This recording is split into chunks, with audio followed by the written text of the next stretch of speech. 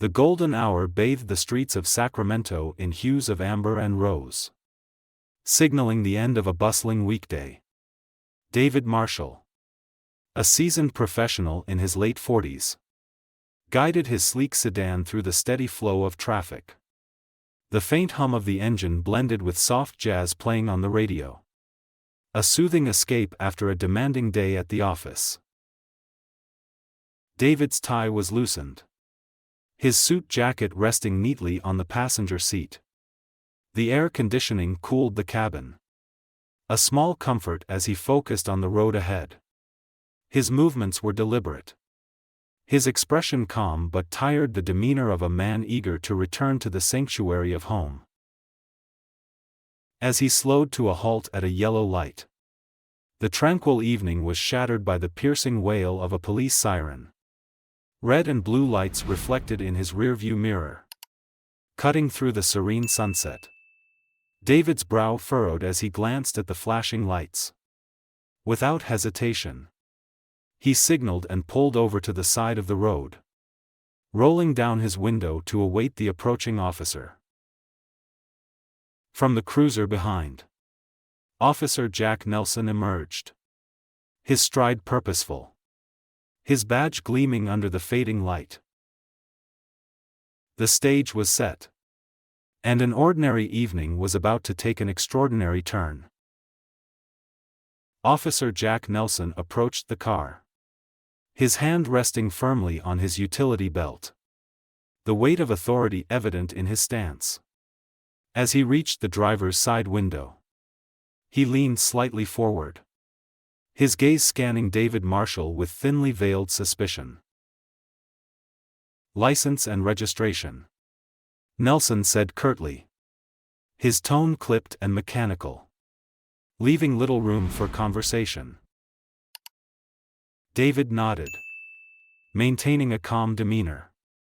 "Of course, officer," he replied, his voice steady and polite. He reached into his glove compartment, moving deliberately to avoid any misunderstanding, and handed over the requested documents. Nelson took the items but didn't immediately look at them. Instead, his eyes lingered on David, as if searching for something beyond the neatly pressed suit and polished shoes. "Do you know why I pulled you over?" Nelson asked, his voice carrying a hint of accusation. David met his gaze calmly. "Not entirely, officer. Perhaps I missed something."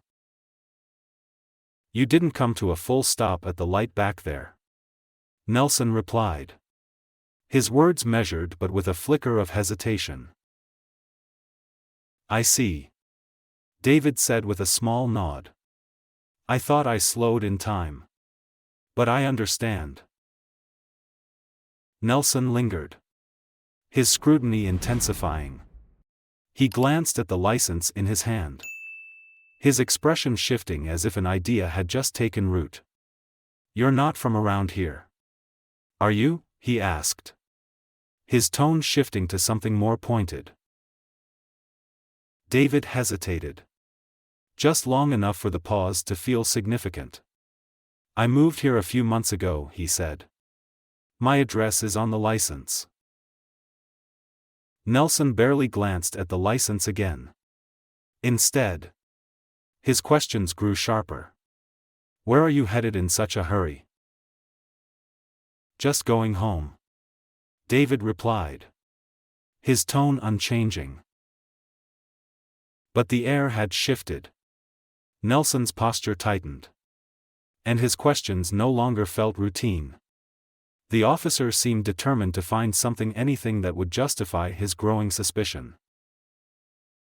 "Step out of the car for me," Nelson ordered abruptly, stepping back to give David space. David's grip on the steering wheel tightened momentarily, but his face remained impassive.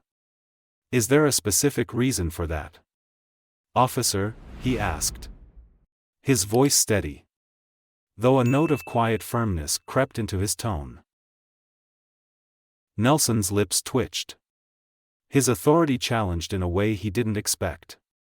"I asked you to step out of the car," he repeated, his voice hardening. "Don't make this harder than it has to be." The threat was unspoken, yet unmistakable. David exhaled slowly and unbuckled his seatbelt. As he stepped out of the car, his calm composure seemed to amplify the tension between them. He stood a little taller than Nelson, his tailored suit catching the fading sunlight. "Hands where I can see them," Nelson said, gesturing toward the front of the car. David complied, moving with the same deliberate calm that had defined his every action. "Is there something specific you're looking for, officer?" Nelson smirked faintly, his tone almost mocking. "Just routine," he said. "You can never be too careful." David tilted his head slightly, his gaze steady. "Incidents involving men in business suits driving sedans? Or does this have more to do with something else?" The question landed like a punch. For a moment, Nelson's composure faltered. He straightened, his hand drifting toward his belt, more out of reflex than necessity. "Watch your tone," he said sharply. "I'm simply asking a question," David replied. His voice carried no defiance, only a quiet firmness that seemed to unsettle Nelson further. Nelson's jaw tightened, his frustration mounting. He gestured toward the hood of the car. "Turn around and place your hands on the hood. I need to check for weapons." David raised an eyebrow, his voice incredulous yet measured. "Weapons? Do I look like someone carrying a weapon?" Nelson's tone grew harsher. "I'm not going to ask you again." David hesitated, a flicker of something unreadable passing across his face. Then, without a word, he turned and placed his palms flat against the hood.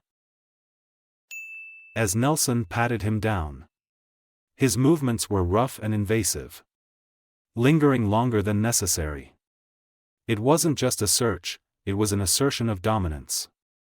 But David didn't flinch, didn't stiffen, he simply endured, his calmness throwing Nelson further off balance.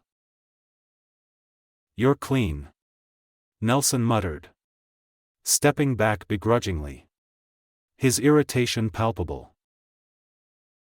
David turned to face him, his expression unchanged, his gaze unyielding. "Of course. I am," he said simply. The tension crackled between them like static in the air. And though the encounter seemed to pause, it was far from over. Nelson's frustration festered, while David's composure hinted that he held a card yet to be revealed. Officer Jack Nelson stepped closer, the crunch of his boots on the asphalt breaking the heavy silence. His hand hovered near his belt as if prepared for resistance. But David Marshall remained perfectly still, his palms flat against the cool metal hood of his sedan. Nelson's first pat was firm, a calculated move to assert authority. His hands moved roughly over David's arms, shoulders, and back, his touch lingering just long enough to border on provocation. The officer's every motion seemed designed to elicit a reaction, a flinch, a protest, anything that could be used to justify his suspicion. But David didn't flinch. He didn't even shift. His breathing remained even, his body language calm, a stark contrast to Nelson's agitated energy. "You've done this before," Nelson muttered under his breath, his tone accusatory. "You seem awfully comfortable with this process." David didn't rise to the bait. Familiarity isn't always a choice. "Officer," he replied evenly, the quiet edge in his voice speaking volumes. Nelson scoffed but didn't respond immediately. His hands moved to David's waist, patting down with unnecessary force. "Where do you work?" he asked, his tone sharp. "I work downtown," David said, offering just enough to answer the question without elaborating. "What kind of work?" Nelson pressed, his voice tinged with suspicion. David glanced over his shoulder, his movements slow and deliberate. "The kind that values accountability," he said simply, his words cutting through the tension like a knife. Nelson's jaw tightened. The response wasn't defiant, but it carried an undercurrent that made him uneasy. He straightened slightly, his hands pausing momentarily before continuing the search. "You've got answers for everything, don't you?" Nelson muttered, more to himself than to David. David turned his head just enough to meet Nelson's gaze. "I believe in being clear," he said, his tone calm but pointed. "It helps avoid misunderstandings." Nelson's composure wavered, his frustration mounting. He finished the search and stepped back, brushing off his hands as if to signify he was done. "You're clean," he said, his tone begrudging. "Of course," David replied, his calm response landing like a subtle rebuke. The balance of power between them had shifted, though Nelson refused to acknowledge it. His posture remained rigid, his authority still wrapped tightly around him. But the cracks were beginning to show. "You think you're smarter than me, don't you?" Nelson snapped suddenly, his voice tinged with insecurity. David turned to face him fully, his expression calm but unyielding. "I don't think that, officer," he said, his tone measured. "But I do believe respect is earned, not demanded." The words hung in the air, challenging the very foundation of Nelson's overconfidence. He took a step back, his face flushed with a mixture of irritation and uncertainty. The dynamic had shifted. Nelson's overconfidence, fueled by implied prejudice, was crumbling under the weight of David's unwavering composure. Each calm response from David served as a mirror, reflecting Nelson's behavior back at him and forcing him to confront it. For Nelson, it was a subtle but profound unraveling of control. For David, it was a familiar dance, one he'd perfected in a system that often relied on assumptions over fairness. And while the tension hung unresolved, it was clear that this encounter was no longer on Nelson's terms. David stood by the hood of his car, his hands now resting casually at his sides, his expression as calm as ever. Officer Jack Nelson paced in a small circle nearby, his movements sharp and agitated. It was clear the officer was searching for something, anything that would validate his earlier actions. "You seem awfully confident for someone in this situation," Nelson said, his voice carrying a thinly veiled edge. David tilted his head slightly, studying the officer with a measured gaze. "Confidence isn't the issue here, officer," he replied. "Respect is." The words landed heavily, and for a moment, Nelson froze mid-step, his brow furrowed as he processed the statement. But the irritation quickly returned, masking his uncertainty.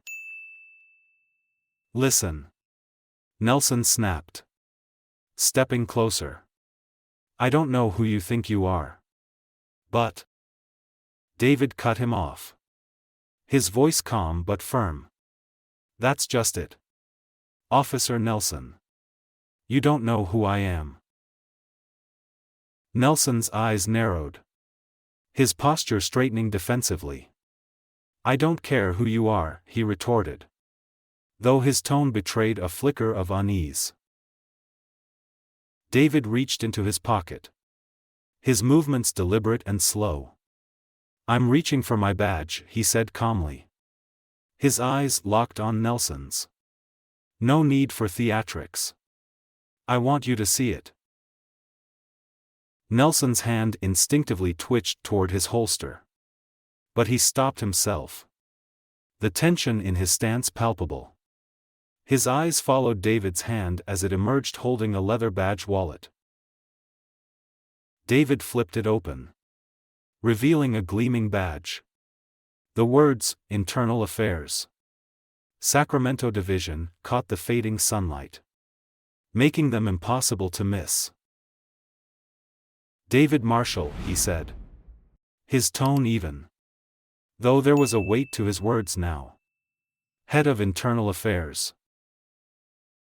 Nelson's face drained of color.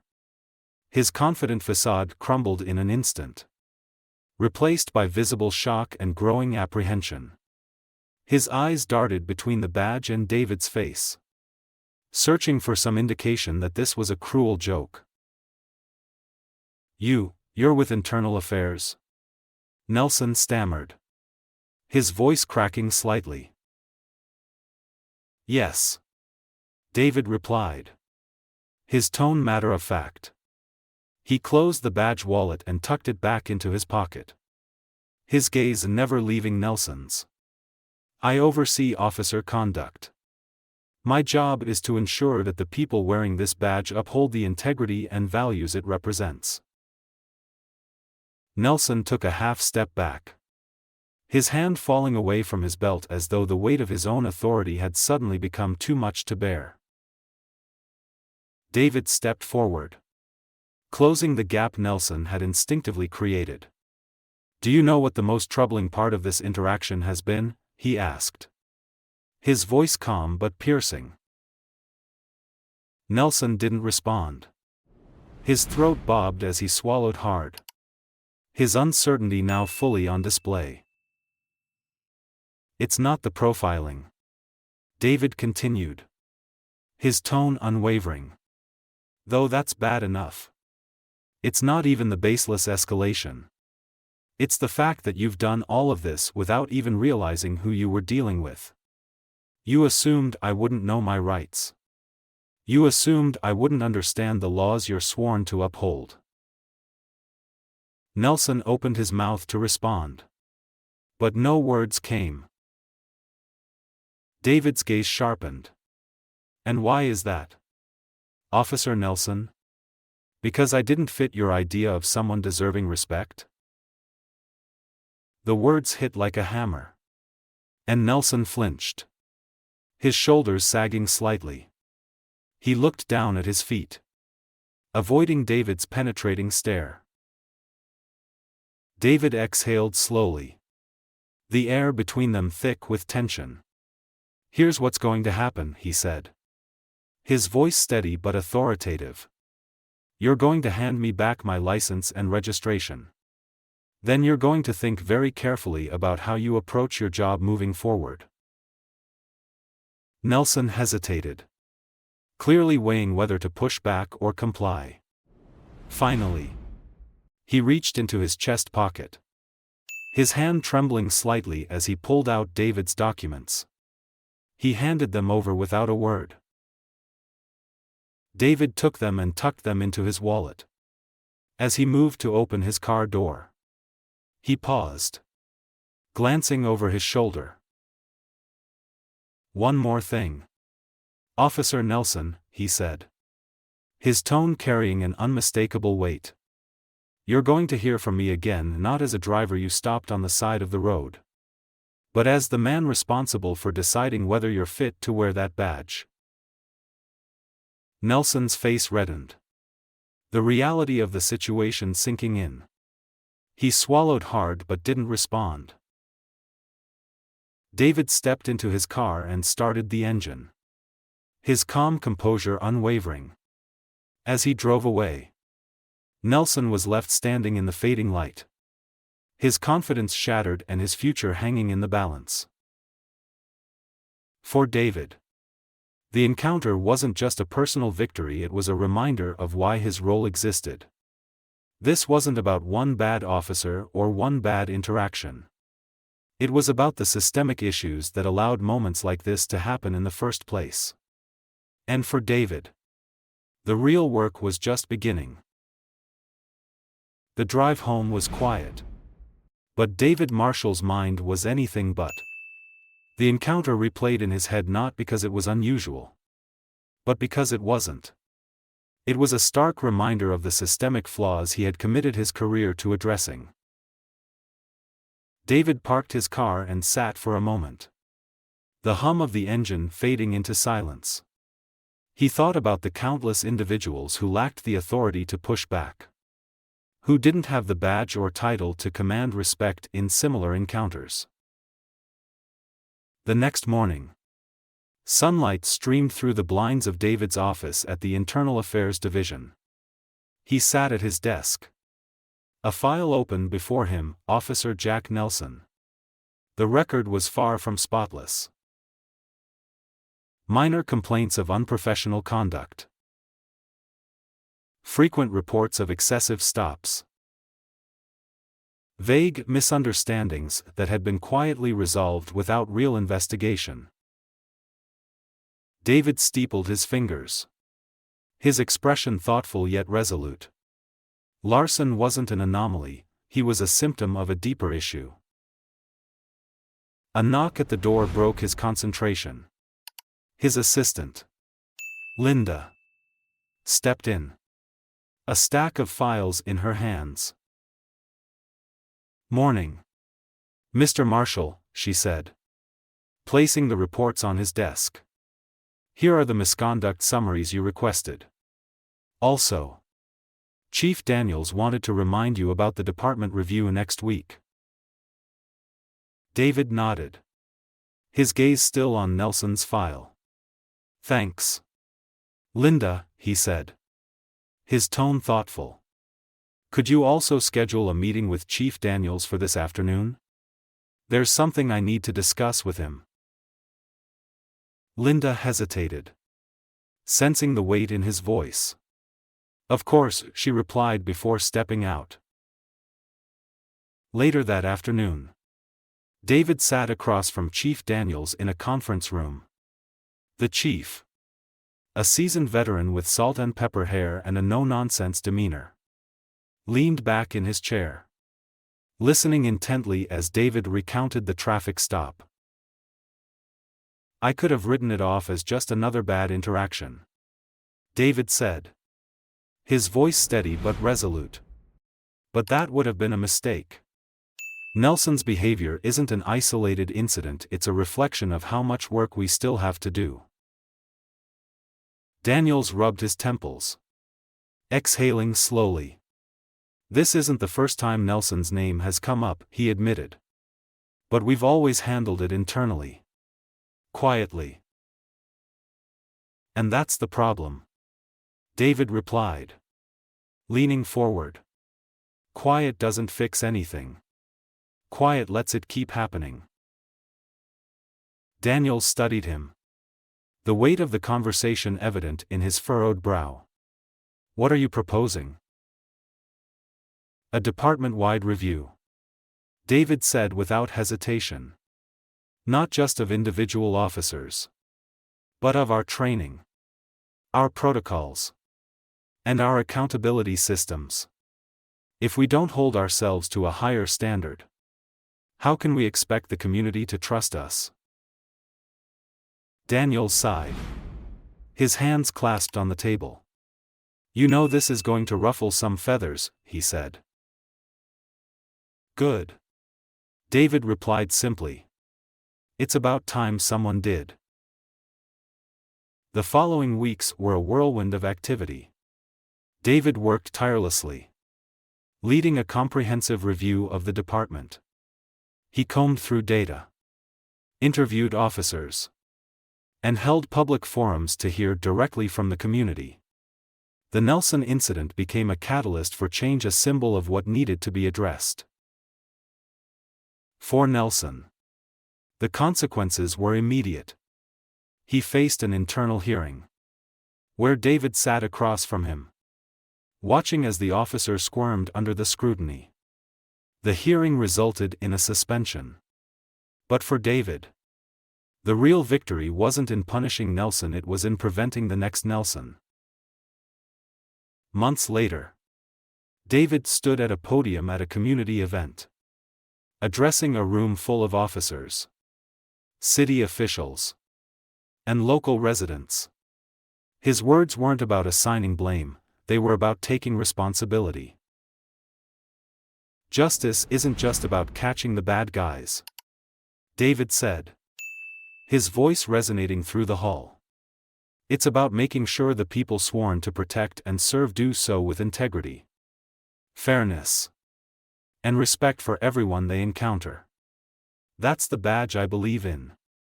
And that's the badge we're building together. The applause was thunderous. But David didn't linger on it.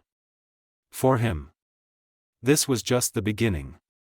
The changes wouldn't happen overnight. But they would happen. And for now, that was enough. David stepped down from the podium, scanning the crowd. Some faces were skeptical, others hopeful. But all were listening. As he walked away, he carried the weight of his responsibility with him, not as a burden, but as a purpose. This wasn't just about Officer Nelson. It was about a culture that allowed moments like that traffic stop to happen. And if David had anything to say about it, that culture was about to change. The large community hall buzzed with anticipation as people filled the seats, local residents, city officials, and uniformed officers mingling in the same space. At the front of the room, David Marshall stood behind a podium, his calm demeanor masking the intensity of his conviction. He looked out at the audience, pausing briefly before beginning. "Good evening, everyone," he started, his voice clear and steady. "We're here today because we all want the same thing, a community where everyone feels safe, respected, and valued." The room quieted, the weight of his words settling over the crowd. "Incidents like the one I experienced are not unique," David continued, his tone unwavering. "And that's the problem. What happened to me wasn't about one bad officer or one bad moment, it's about a culture that has allowed distrust and division to grow." He glanced toward a group of officers seated near the front. "This uniform," he said, gesturing to a badge pinned to his chest, "is supposed to represent fairness, integrity, and service. But that trust can only exist when we, as law enforcement, hold ourselves to the highest standards." David's eyes swept across the room, meeting the gazes of community members and officers alike. "Rebuilding trust isn't easy," he admitted. "It takes honesty. It takes accountability. And it takes all of us officers, leaders, and citizens working together. Fairness isn't just a principle, it's a practice. Respect isn't just given, it's earned through actions." He paused, letting the message sink in. "The truth is, change doesn't come from a single policy or a single person," David said, his voice growing stronger. "It comes from a shared commitment to do better, to be better. And I promise you, this department is committed to that change." Applause broke out. But David raised a hand gently to quiet it. "This isn't just about fixing what's broken," he said, his tone softer now but no less firm. "It's about building something stronger, something better. And that starts with conversations like this. With listening to each other. And with holding ourselves accountable not because it's easy, but because it's necessary. As David stepped back from the podium, the room erupted in applause. Some faces showed skepticism, but others reflected hope. For David, it wasn't the applause that mattered, it was the listening. The possibility of real change. He walked away with a renewed sense of purpose, knowing this was just the beginning of a long journey toward a fairer, more just system.